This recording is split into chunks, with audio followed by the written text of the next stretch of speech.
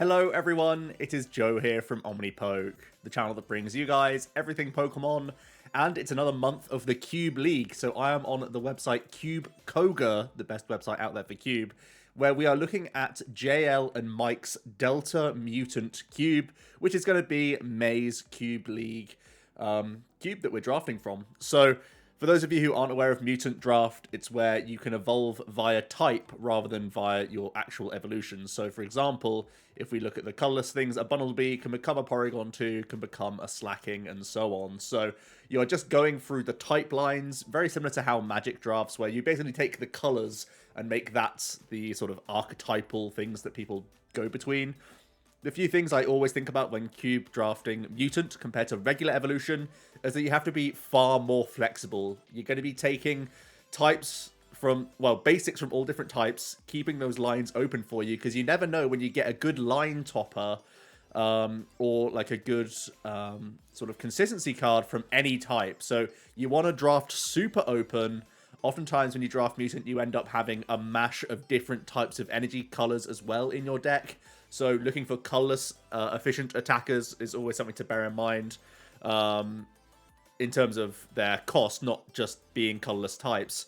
And also just don't get too tunnel visioned in the opening stages, really, when you're drafting a Mutant. Even if you see one of the best stage 2s for a certain type, you may still end up, completely going away from that type altogether and end up being like a denial pick for someone, or you end up having this mishmash where the card gets a lot worse. So you really, really need to draft open. I feel like drafting consistency cards is super important. Looking at their overview, it's 128 supporters, 128 items. So when you're drafting 8 players, you should get on average 16 supporters. I feel like you want to get the premium end of that spectrum, so I'm hoping to draft around 20 supporters, knowing that I'm not going to draft them all, but it means that if I get the best chunk of them, even if I'm getting bad supporters, it's taking them away from other people, for one thing, and it also gives me the flexibility if I want to go between different type lines.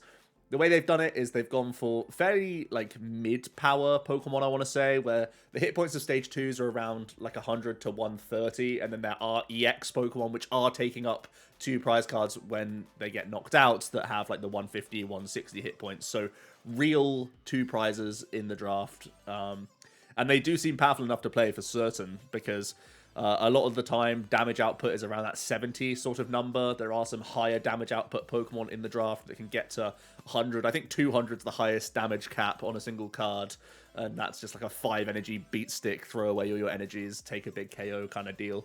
So yeah, really interesting stuff. I feel like from what I've looked through so far, there's a good amount of setup Pokemon in the Stage 1 category, and there is also a decent number of accelerators in the Stage 2 category. I think there's some self-accelerating basics in Stage 1 Pokemon, which are really good because you can evolve them into really powerful threats, or you can just use them to attack with in the first place. But I feel like going for very cheap energy attackers is going to be really important in this draft because there's very few things that do accelerate. Or if you hit those accelerators, commit to the acceleration and really make the most out of those. So we're going to have a just brief run through. Mutant could take forever if we are going to look through the whole cube. I'll just look at some sort of highlights from the Stage 1s, the Stage 2s, and that sort of thing from each type. So Pidgeot straight away stands out as an incredible, incredible card. Because it has free retreat and it allows you to search for any one card in your deck every turn. That's extremely powerful, like, control, really, for what you can get. Just a quick note on Slacking as well. It's a Poker Power blocker. This would also shut off abilities that are actively used. They are distinguishing between powers, bodies, and abilities in that way. So there are actually a few things that do shut off bodies, powers, abilities, that sort of thing. Not just Slacking. I think there's like Medicham, there's Muck, there's a few other things in here as well. So you can't just go towards like this big wombo combo dreamer kind of deck, because there are some annoying bodies out there that can turn those things off, and then your deck just sort of crumbles. So Slacking, not necessarily the most powerful one, but there are things like Scramble Energy and Boost Energy in here to try and make that critical move a little bit easier to power up. So I wouldn't write him off. And yeah, the Salamence EXs are kind of some of these big blow-up style attackers. They're pretty expensive, but they do get some good value if you actually commit to these attacks and take big KOs. Sometimes like 2 prize swings if you're using like Volcanic Flame. So certainly something to bear in mind. For the stage 1s, there are 2 Delcatties. These are obviously premium. There's also Backup, which is super premium. So a lot of good stage 1 draw. I'll definitely be picking up colorless basics. You naturally kind of do anyway. Because as we scroll down to the basics, there's things like Bunnelby, Dunsparce, Cleffer. These are all cards you just kind of pick up because they're good in any deck. And then if you happen to find the stage 1s, that just helps you out even more.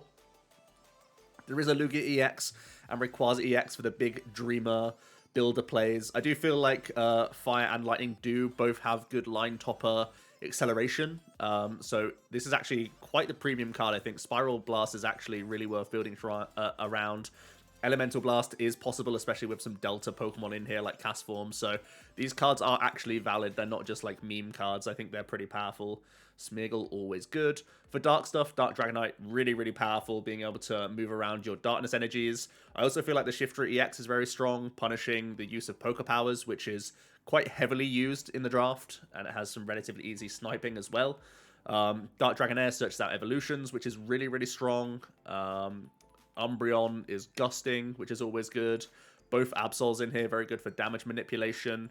Always some decent dark basics in here with the Sableye. Ascension Zero are very strong. Sneasel, you can be quite low to the ground in this sort of deck as well. In this sort of cube, where stage 2 hit points are normally around that, like I said, 120 kind of range. Stage 1's around the like 80, 100 at the bulkiest end, so beat up actually gets a lot of work in if you're just going for early aggressive beatdown and draft like a ton of Bull Search or lots of Holland Mentors, that sort of thing. So yeah, Sneasel not bad if you just want to build around it, to be honest, and get some tons of like Pokemon recovery or have some just things in the back to follow up the beat up play. So yeah, fighting's pretty interesting. I don't think there's much acceleration for fighting, so they're a difficult one to build. But there are some strong Pokemon in here. I feel like Flygon Kabutop's kind of good. You always want to pick up Claydol, no matter what deck you're playing, really. Medicham could be like its own deck, where you're just trying to shut other people off and make sure you just have more supporters than other people. Regirock self-accelerates, Trapinch self-accelerates. So I think these are the kind of things that you really need to pick up and value highly if you do start getting into the fighting stuff.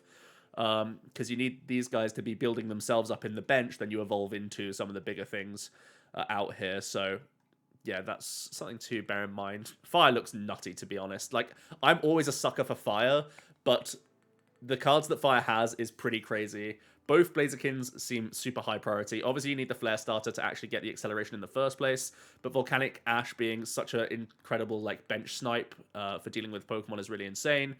Both these Charizards seem very, very good with the amount of Scramble energy in the format, because they can turn all those energies into fires anyway, and then you can just take big KOs, especially the Fire Spin and the Burn Down. Just really, really big damage output there.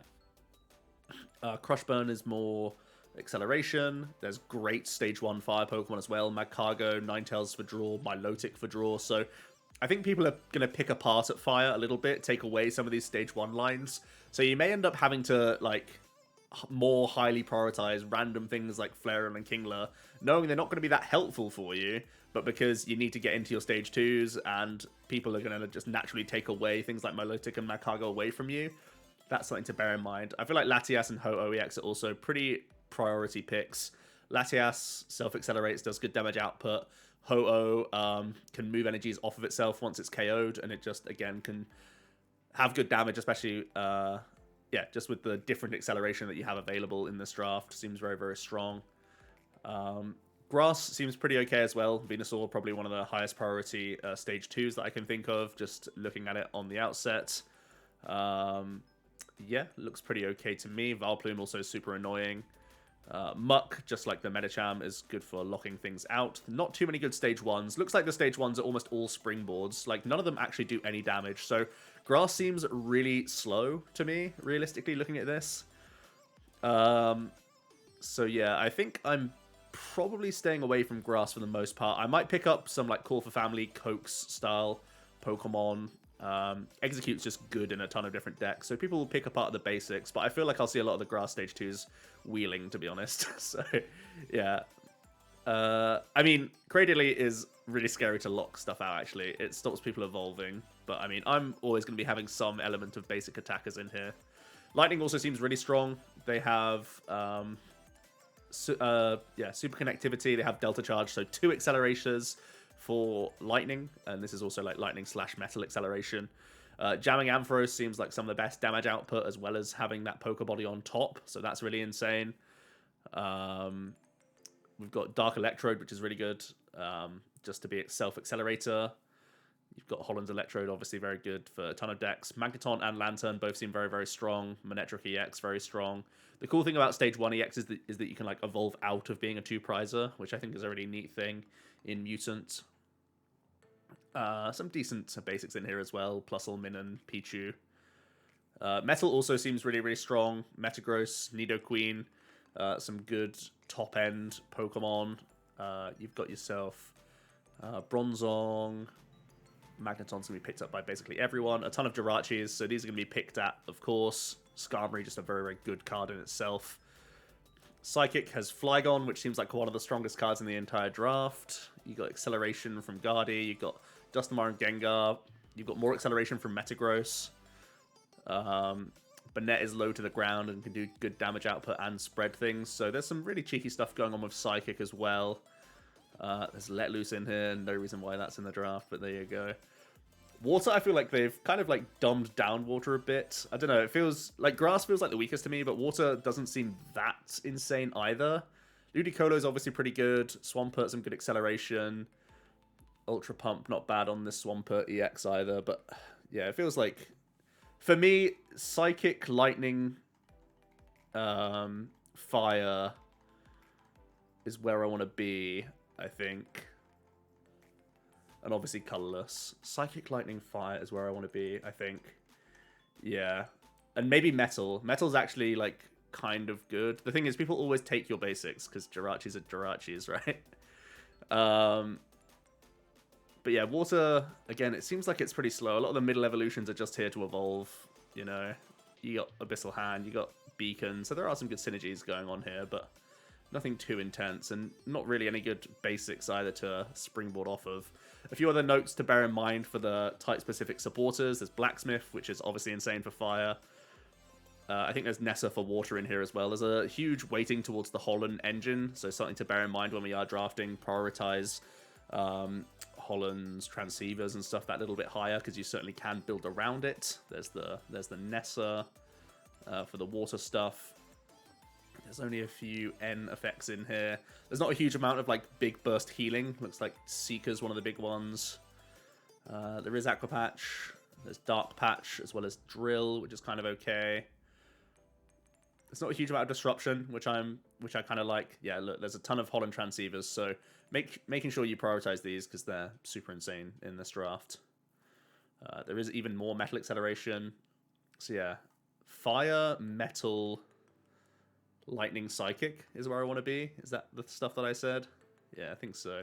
Surprise Time Machine, always really good in Cube. So is Swoop Teleporter. When you have such a variety of Pokemon that you can evolve into and just turn into better basics, really. There are some scary cards in here, like Parallel. A ton of Ruins of Alph, which no one will ever draft. Just complete waste of space in a draft. Unless you are desperate for counter stadiums. Cessation Crystal, no one wants to come up against that. Okay, so Karate Belt is pseudo acceleration for fighting, but that's really the only thing you have.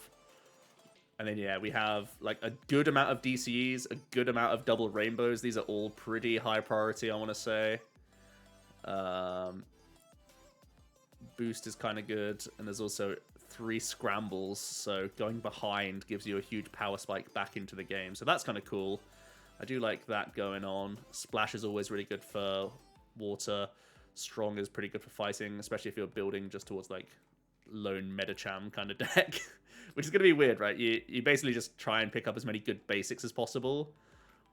And then what are the best fighting basics? The best fighting basics are basically just like Trapinch, Reggie. I guess you just take things like the Solrock, Lunatone, Relicanth just because they're higher hit points and they can just do turn 1 attacks. And then you just go, haha, I am a Medicham, good luck. Because this card is like honestly that good. It's basically got the stats of a stage 2 on a stage 1 while stopping everyone else drawing cards because they can't use any of their setup Pokemon. I don't know, maybe I'm reminiscing too much on Medicham from the past, but I feel like that could just be like a deck in general. I know it'll like ruin me, because I'm definitely going to go heavy on like powers and bodies for sure, because that's normally just how I like to build. I like my Pokemon doing all the drawing for me to get things going. But yeah, like I said, you try to be a bit more fluid, and I'm sure when I get to the draft, you'll see that I'll be picking all sorts of random things as I go. Just making sure that I'm in certain lines at times, and I have options galore, because I think that's going to be super important to do well in this draft. Usually when I'm drafting mutants, I end up with tons of different types all within one deck, so it's always a bit of a strange mash that we end up on. But yeah, it's going to be an interesting one. Hope you guys did enjoy. If you are interested in more Cube content, you can go ahead and check out Cube Koga, the website, cubekoga.net. There's also, of course, the Discord for Cube, Legend Box Discord, and also check out Legend Box on Facebook, where you can, yeah, learn more about Cube, get involved, and find lots of like-minded cubers like ourselves. So yeah, see you next time for another video, and I'll be drafting this very soon and then running down how the tournament goes at a later stage. I did quite poorly in the last Cube. I think I got top 16, which is like no big deal for how few people made it. I think I went 4-2 with a really janky deck, so hopefully we make an equally janky deck but have different results this time around. So yeah, cheers.